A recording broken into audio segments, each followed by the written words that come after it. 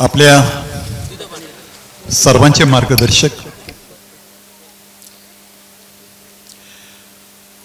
महाराष्ट्र राज्याचे सर्वात लोकप्रिय नेते, अखिल भारतीय पातळीवर काँग्रेस पक्षाचं आशास्थान आणि येत्या विधानसभा निवडणुकीमध्ये उभ्या महाराष्ट्राचं ज्यांच्याकडे लक्ष आहे, उभ्या महाराष्ट्राचं एक स्वप्न आहे, अपेक्षा आहे, आघाडीचं सरकार येईल आणि त्या सरकारमध्ये साहेब मुख्यमंत्री असतील असं आम्हा सर्वांना ज्याचं भूषण आणि अभिमान वाटावं असं नेतृत्व आदरणीय साहेब आपल्या भागातील युवा नेतृत्व आदरणीय सतीश दादा भांगरे, त्यांचे पिताश्री श्रद्धेय नाना, उद्या वाढदिवस आहे पण आज आपण संपन्न केला आहे. ते काँग्रेस पक्षाचे विद्यार्थी संघटनेपासून काम करत आलेत, NSUI पासून काम करत आलेत. ते फैजान तांबोळी, व्यासपीठावर उपस्थित असलेले सध्या भोसेब थोरात सहकारी साखर कारखान्याचे संचालक संभाजीराव, आदरणीय जीजी महाराज, अण्णासाहेब नवले, शिवाजीराव नेहे, माणिकराव, स्थानिक सगळेच, बाळासाहेब वाजे, दत्तात्रय वाजेंसह सगळे नेतेगण, कार्यकर्ते, सर्वच उपस्थित बंधू भगिनींनो, वाढदिवस म्हटलं की खरं म्हणजे मी अगोदरच 8 दिवस जरा काळजीतच राहतो. मला हा दिवस आला की का कोण जाणे, पण अशी मनाची घुसमट होते की कुठेतरी बाहेर जावं असं वाटतं. दिवसभर हा कार्यक्रम चालतो, लोकांच्या प्रेमाचा स्वीकार करायचा असतो, पण मला ह्या वेळेचा आनंद एक वेगळा आहे. दादा आणि शिवाजीराव नेहे आणि विशेष करून रजनीकांतजी भांगरे यांनी हा कार्यक्रम परस्पर ठरवला. साहेबांना पण हे माहीत नव्हतं. शनिवारपर्यंत सायंकाळपर्यंत साहेब मुंबईतच होते, पण त्यांची परवानगी न घेताच ह्या कार्यक्रमाचं आयोजन करण्यात आलं. पण साहेब परवानगी देतील याच्याबद्दल आमच्या कोणाच्या मनात शंका नव्हती. काँग्रेस पक्षाचं नेतृत्व ते करतायत.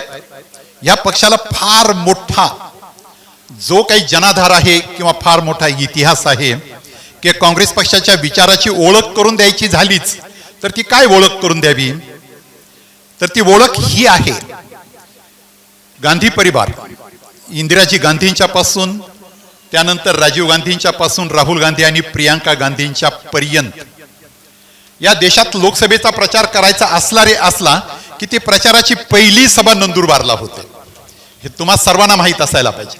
नंदुरबार जिल्हा हा या देशातील सर्वात लोकसंख्येनं अधिक आदिवासी असलेला जिल्हा आहे आणि सुरुवात होते ती तिथून होते. ही काँग्रेसची फार पूर्वापारची परंपरा आहे. काँग्रेसचा जनाधार जर शोधायचा असेल किंवा काँग्रेस पक्ष म्हणून काम करायचं असेल तर काही गोष्टींचा विचार करावा लागतो. आम्ही कम्युनिस्ट पार्टीतनं जेव्हा आलो तेव्हा कम्युनिस्ट पार्टीच्या प्रत्येक शिक्षण शिबिरात असं सांगितलं जायचं की आदिवासी वस्ती असेल, दलित वस्ती असेल, अल्पसंख्याक वस्ती असेल, तिथं जो कार्यकर्ता पहिल्यांदा जाईल, जो कार्यकर्ता तिथं जाऊन त्यांच्या सुखदुःखात सहभागी होईल, तोच पक्षाचा खरा कार्यकर्ता. अशी ओळख ही तेव्हापासून आपण शिकत आलेलो आहोत. आपला आधार हाच गोरगरीब वर्ग आहे, आपला आधार हाच आदिवासी माणूस आहे. या माणसाच्या बरोबर आपलं एक नातं आहे, प्रत्येक कार्यकर्त्यांचं एक नातं आहे. आपल्या काँग्रेस पक्षाच्या नेतृत्वाचं नातं आदिवासी माणसाच्या बरोबर जोडलेलं आहे. तेव्हा मला आनंद या गोष्टीचा आहे की पिंपरीत आदिवासी माणसांच्या मध्ये येऊन आज हा वाढदिवस साजरा केला जातोय आणि साहेब आनंदानं ते स्वीकारतात, इथं ते येत आहेत आणि आपल्या सर्वांच्या मध्ये सहभागी होत आहेत. मी पहिल्यांदा हा आनंद या ठिकाणी व्यक्त करेन. साहेबांना सांगत होतो की मी रजनीकांत भांगरेंच्या बद्दल, हा माणूस हा किती वेळ अकोल्यात राहतो मला माहिती नाही, कदाचित दादा आपली पण ज्यांच्याबरोबर ओळख नाही इतकं रजनीकांत भांगरेचं घराघरापर्यंत ओळख आहे. या सगळ्या आदिवासी पट्ट्यामध्ये दररोज आपला दिनक्रम आखून जो माणूस काम करतो ते रजनीकांत भांगरे आणि दादा यांनी ह्या कार्यक्रमाचं सगळं आयोजन केलं. त्यांना मी खरंच मनापासून धन्यवाद देईल. आणि साहेबांना इकडे यावंच असा आमचा आग्रह होताच. फार दिवसापासूनची आमची मनोकामना होती की साहेबांनी मुळेच्या पट्ट्यामध्ये इथे यावं, मबेसीत यावं की पिंपरीत यावं. अगोदर आमचं मत होतं की नाही मबेसीत आपण एक मोठा कार्यक्रम घेऊ. नंतर परत आमच्या सगळ्यांच्या मनात बाळासाहेब वाजे, दत्ता, इकडचा जेवढा कार्यकर्त्यांचा परिवार आहे, आत्ता फार चांगलं भाषण जो मुलगा आपला करत होता वामन, हे जेव्हा येतात अकोल्यामध्ये आणि भरभरून बोलतात ना, मलाच माझ्या मनात खंत निर्माण होते यांच्यामध्ये काय कमी आहे जे फार उत्तम वक्ते म्हणून बोलतायत. आदिवासी भागातल्या प्रत्येक कार्यकर्त्याचं जर आपण वक्तृत्व जर पाहिलं तर इतकं उत्तम हे लोक बोलतायत. मागणी करताना सुद्धा आक्रस्ताळेपणा नाही, शांतपणे पण खंबीरपणानं आपली भूमिका ते मांडीत असतात. हे या भागाचं एक वेगळं वैशिष्ट्य आहे. मुळेचा सगळा परिसर, मग तो प्रवरेचा असेल, तो आढळेचा असेल.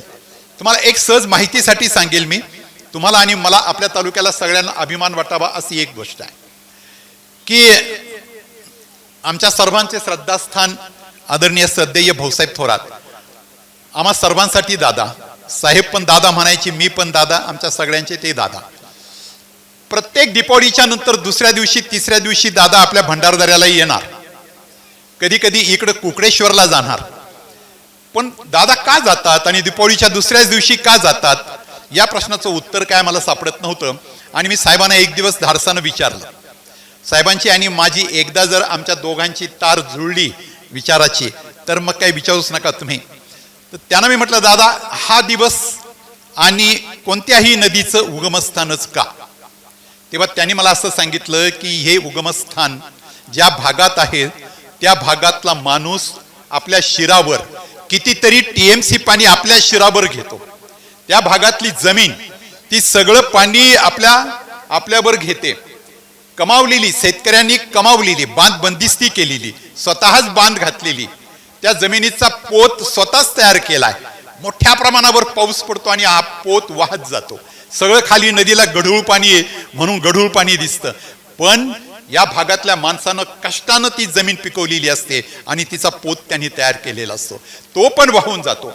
तर असं सगळं पाणी जमिनीवर आणि आपल्या शिरावर घेणारी माणसं, ही माणसं विस्थापित होतात, धरणात त्यांच्या जमिनी जातात, वीज प्रकल्पात त्यांच्या जमिनी जातात, रस्त्यांमध्ये जमिनी जातात, एवढा पाऊस शिरावर घेतात, तेव्हा मराठवाड्यापर्यंत सुबत्ता निर्माण होते. आज हे सगळं काय आपलं पाणी आहे, औरंगाबादला प्यायला तेच पाणी आहे, जालनापर्यंत तेच पाणी आहे. हे सगळं जेवढं पाणी जो आदिवासी माणूस आपल्या शिरावर घेतो, दीपावलीच्या आनंदाच्या दिवशी त्याच्या सुखदुःखात सहभागी व्हायचा आहे. आणि म्हणून दीपावलीच्या नंतर तिकडूनच फराळ घेऊन यायचं, तिकडूनच जेवणाचे डबे घेऊन यायचे आणि आदिवासी माणसांच्या बरोबर जेवण करायची. हा दादांचा त्यावेळेचा प्रघात होता. फार या सगळ्या तुमच्या प्रत्येक आदिवासी माणसांच्या बरोबर दादा आणि नंतरच्या काळामध्ये साहेबांच्या बाबत जरूर सांगेल की दादांच्या स्वर्गवासानंतर मी लक्ष्मणराव कुटे आम्ही होतो. साहेबांच्या मनातलं दुःख मी समजून घेत होतो. साहेब असं एक दोन वाक्य जरा त्यावेळेला पुटपुटले, पण माझ्यापर्यंत ते पोहोचले की भाऊ इथून पुढे दादांच्या धोरणाला कुठं पण ओरखडा ओढायचा नाही, हे आपलं पहिलं काम असेल. आणि हे सगळं व्रत साहेबांनी आतापर्यंत जपलं. आपल्या सगळ्यांच्या बद्दल प्रचंड प्रेम ज्या कुटुंबाला आहे तो हा थोरात परिवार आहे. सदैव यांचं आपल्याकडे येणं असावं असं या भागातल्या प्रत्येक नागरिकाला वाटतं. ऐन वेळेला साहेब जर म्हटले की मला आज अशा प्रकारचं काम आहे तर मग आता आपल्याला पर्याय कोणता? साहेब आम्ही त्यासाठी जयश्रीचा, साहेबांच्या कन्येचा प्रस्ताव आमच्या डोळ्यासमोर ठेवला होता. साहेब या लोकांचं मत असं होतं की साहेब एक वेळेला समजा त्यांच्या काही कामानिमित्तानं नाही आले तर साहेबांची कन्या आलीच पाहिजे असा आग्रह होता. आणि मग साहेब नसतील तर ती पण तयारी आम्ही ठेवली होती. आणि या भागामध्ये सदैव कायम या भागाच्याच सगळ्या नागरिकांच्या समवेत आपण जोडलेलो आहोत. सदैव यांच्या बरोबर आपण कायम राहावं. तो मुळेचा परिसर असेल, तो तिकडे प्रवरेचा परिसर असेल, आढळेचा परिसर असेल, आणि मी तर फॉरेस्ट वहुदार संघटनेत काम केले. आमच्या एका छातीवर मी आत्ता मार्क्सवादी कम्युनिस्ट पार्टीचा बिल्ला पाहिला, कॉम्रेड तुमच्या छातीवर मी तो पाहिला. हे सगळे साहेब आमचे जुने कम्युनिस्ट पार्टीचे सगळे सहकारी आहेत. आणि आता ते कॉम्रेड अजित नवले आणि भारतीय कम्युनिस्ट पार्टी यांच्याबरोबरचे त्यांची नाते आहेत. फॉरेस्ट वहुदारांच्या त्या सगळ्या समस्या आहेत. धरणामध्ये जे विस्थापित झाले, वेगवेगळ्या प्रकल्पात जे विस्थापित झाले, त्यांना जमिनी शिल्लक राहिल्या नाहीत, तेच सगळे आदिवासी माणसं डोंगराच्या पायथ्याला खडक फोडून त्यांनी जमिनी केल्या, अर्थात त्या जंगल पट्ट्यामध्ये केल्या. तर जंगल पट्ट्यात आपल्या कष्टानं, आपल्या घामानं ज्या जमिनी त्यांनी आज पिकवल्यात, त्या सगळ्या जमिनी, अतिक्रमित जमिनीचे पट्टे आदिवासींच्या नावे कायम करा. या आंदोलनात आम्ही फार वर्ष काम केलंय. कितीतरी प्रश्न सुटलेत, पण अद्याप ते प्रश्न सुटलेले नाहीत. आपल्याकडं आंबीतला सुद्धा, आंबीत, पाचनई, त्या बाजूनं कुमसेत, या सगळ्या परिसरात मोठ्या प्रमाणावर हे फॉरेस्ट वहुदार लोक आहेत. अजून त्यांचे प्रश्न काही अडकलेले आहेत. ते प्रश्न सोडवण्याचे प्रयत्न यापुढे आम्ही करू, साहेबांच्यापर्यंत पोचवायचं काम पण करू. त्यामध्ये संघटना अजित नवले चालवतात, त्यांची पण आपण मदत घेऊया, एकत्रितपणे काम करू. आपली आता आघाडी आहे, या आघाडीच्या वतीनं काम करू. साहेब आल्याच्या नंतर या विषयाला स्पर्श न करता पुढे जाणं हे योग्य नाही. समस्या कितीतरी आहे आदिवासी भागातल्या, कितीतरी आहेत, पण सगळ्या समस्यांची आज चर्चा होणं अशक्य गोष्ट आहे. अशी वेळ येऊ की इतका कडक उन्हाळा पण नसेल आणि तुमच्यापैकी काही प्रातिनिधिक स्वरूपात या पट्ट्यातले सगळे प्रमुख सरपंच, ग्रामपंचायत सदस्य, पाटील आणि कर्ती माणसं एकत्रितपणे कुठेतरी करू आणि साहेबांना एकत्रित बोलावून घेऊ आणि परत या भागातल्या सगळ्या समस्यांची चर्चा आपण करू आणि त्या सोडवण्यासाठी आपण कटिबद्ध राहू. पिंपरी गावाचा प्रश्न होता, तळे ग्रुप ग्रामपंचायत आहे. ह्या ग्रामपंचायतींना आता नव्या कायद्यानुसार ग्रुप ग्रामपंचायतीऐवजी स्वतंत्र गावाचा दर्जा द्या, अशी पण मध्ये काही मागणी होती. साहेब महसूल मंत्री असताना आपण कितीतरी गावांना स्वस्त धान्याची दुकानं, त्यावेळेला साहेबांनी आम्हाला डायरेक्ट आदेश करून ती स्वस्त धान्याची दुकानं आपण इकडे दिलेली आहेत. असं मोठं काम त्यांच्याच मार्गदर्शनानं आणि त्यांच्याच सहकार्यानं आतापर्यंत होत आलंय आणि अशा तुम्हा सर्वांच्या सहवासामध्ये येण्याची संधी आज लाभली. साहेबांशी मी खाजगीत पण बोललोय, यापूर्वी पण आम्ही सर्वजण बोललोय. काँग्रेस पक्षाचे किंवा आघाडीचे सगळे घटक आणि राजकीय पक्षांचं नाव न घेता तमाम कार्यकर्त्यांची अशी अपेक्षा आहे की मुळापट्ट्यातला सगळ्यात जर कळीचा मुद्दा कोणता असेल तर या भागामध्ये आरोग्याच्या म्हणून समस्या फार आहेत. मी जिल्हा परिषदेवर 5 वर्ष होतो, तेव्हा पण डॉक्टर येत नाही येत अशा कितीतरी समस्या त्याही वेळेला होत्या. तर या भागामध्ये साहेबांनी, आपल्या सर्वांना माहीत असेल, आपण जर घोटीच्या जवळ गेला तर घोटीचं हॉस्पिटल तुम्हा सर्वांना माहिती आहे, SMBT म्हणून ज्या हॉस्पिटलची ओळख आहे. आता तर कॅन्सरचं पण दालन तिथं सुरू झालेलं आहे. आता कोणतीच पण अपूर्णता SMBT हॉस्पिटलमध्ये राहिलेली नाही. साहेबांनी आपल्या तालुक्यामध्ये एक दर्याला एक सब सेंटर सुरू केलेला आहे. या भागातला माणूस इथून 12 किलोमीटरवर राजूर आणि तिथून पुढे 50 किलोमीटरवर SMBT असा प्रवास करून इकडचे पेशंट हे SMBTला जात असतात. आज जर आपण काय पदरात पाडून घ्यायचं असेल किंवा साहेब आमचा काय स्वार्थ असेल आज तुम्हाला इथपर्यंत उन्हात त्रास द्यायचा, तर तो खरा हाच आहे. तो बोलून दाखवण्याची आवश्यकता आहे की सब हेल्थ सेंटर एक अशा प्रकारचं हॉस्पिटल पण SMBTच्याच नियंत्रणाखालचं आपल्या भागामध्ये इकडे व्हावं. जो पेशंट हा SMBTला घोटीला पाठवावा लागेल तो अवश्य पाठवायचा, पण सदोदितपणे ते हेल्थ सेंटर इथं सुरू ठेवायचं, असा आपला एक प्रस्ताव आज साहेबांकडे आपला आहे. त्यासाठी जमीन द्यायची पाळी आली तर ही जमीन या भागातला आदिवासी माणूस हा आपल्याला मोफत पण जमीन द्यायला तयार आहे. पण त्यांची अपेक्षा फक्त एवढी आहे की हा आरोग्याचा आमचा प्रश्न सुटावा. स्नेक बाईट, सर्पदंश, कितीतरी लोकांचे सर्दीपासून पुढे निमित्तानं ताप, तिथून पुढे निर्माण होणारे आजार, कितीतरी आजार आहेत. कुठेतरी डोलीत घालून पेशंटला खाली आणावं लागतं. अशा समस्यांवर जर आज साहेबांच्या येण्याचं त्याचं पूल आपल्यासाठी आरोग्याचं म्हणून एक वरदान ठरावं अशी आपली अपेक्षा राहणार आहे. म्हणून साहेबांच्या आज फार कळकळीनं तुमच्या सर्वांच्या वतीनं या ठिकाणी हा प्रश्न साहेबांच्या कानावर आपण घालतोय. फार ऊन आहे, सगळं आहे, पण तरी सुद्धा तेच म्हणत होते की एकदा मुळेच्या पट्ट्यात आपल्याला फिरायला जायचं आहे. पण आता उन्हाळ्यामध्ये ती वेळ येईल असं काय मला वाटलं नव्हतं, पण आता ती उन्हाळ्यात आली. फैजान म्हणत होता तुमचा आणि माझा वाढदिवस फार उन्हामध्ये येतो. म्हटलं आता ते आपल्या काय हातात आहे. साहेबांच्या सारखं फेब्रुवारीत आला असता तर ते वातावरण फार चांगलं राहतंय. पण आता जे आहे ते आहे, त्यातच आनंद आहे. आणि खरंच मनापासून मी आम्हा सर्व कार्यकर्त्यांच्या वतीनं आनंद व्यक्त करतो की आज तुमच्या सगळ्यांच्या समवेत आज आदिवासी पट्ट्यामध्ये मुळेच्या काठावर आज हा आमचा वाढदिवस साजरा होतोय. मुळेचं पाणीच हे आम्ही पिलेलो आहे. नवलवाडीकर पण सगळं मुळेचं पाणी आमच्या विहिरींना मुळेचंच पाणी आहे. सगळे खालून आलेले सगळे लोक, प्रवरेच्या उजव्या थडीचे सगळे लोक, सगळ्यांना माहिती आहे मुळेला पाणी गेलं की आमच्या विहिरींचं पाणी काही परसानं वर चढतं. तेव्हा लाभार्थी आहोत आम्ही या सगळ्याच पाण्याचे. आज तुमच्यात आलो, तुमच्यामध्ये एक वाढदिवस साजरा करण्याचं भाग्य लाभलं, याच्याबद्दल आनंद व्यक्त करतो.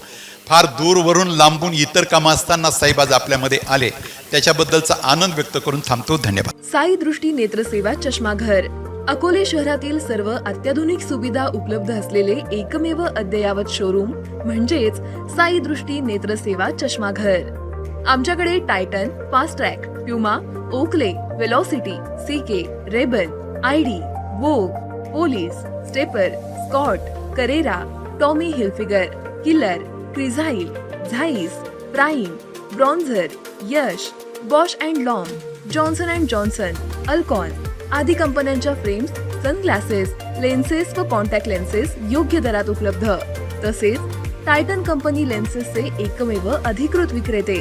आता अकोल्यात प्रथमच ऑटो मशीनद्वारे चष्म्याची रोबोटिक फिटिंग. प्रोग्रेसिव्ह चष्म्यासाठी डोळ्यांचे व चष्म्याचे अचूक मोजमाप करण्यासाठी जाईस कंपनीचे सॉफ्टवेअर असलेला ऍपल कंपनीचा टॅब. तज्ञ ऑप्टोमेट्रिस्ट कडून कॉम्प्युटरद्वारे डोळ्यांची मोफत तपासणी, डोळ्यांची मायक्रोस्कोपिक तपासणी, काच बिंदूचे अचूक निदान करण्यासाठी डिजिटल टोनोपेनद्वारे डोळ्यांचे इंट्राऑक्युलर प्रेशर मोजणे, पॅकीमीटरद्वारे बुबुळाची जाडी मोजणे, कॉन्टॅक्ट लेन्सेसच्या अचूकतेसाठी कॅरेटोमीटरद्वारे बुबुळाचं मोजमाप करणे आदी अत्याधुनिक सुविधा उपलब्ध असलेले अकोले शहरातील एकमेव चष्माघर. आपल्या अनमोल डोळ्यांच्या समस्येसाठी बिर्ला आय हॉस्पिटल नाशिक यांच्या माध्यमातून तज्ञ डॉक्टर दर गुरुवारी सकाळी 10:30 ते 3:30 पर्यंत साई दृष्टी नेत्रसेवा चष्माघर इथे उपलब्ध राहतील. आमचा पत्ता साई दृष्टी नेत्रसेवा चष्माघर, अकोले बस स्थानकाच्या मागील बाजूस, जय महाराष्ट्र हॉटेलच्या पाठीमागे, अकोले, तालुका अकोले, जिल्हा अहमदनगर. संपर्क 91 36 52 93 93.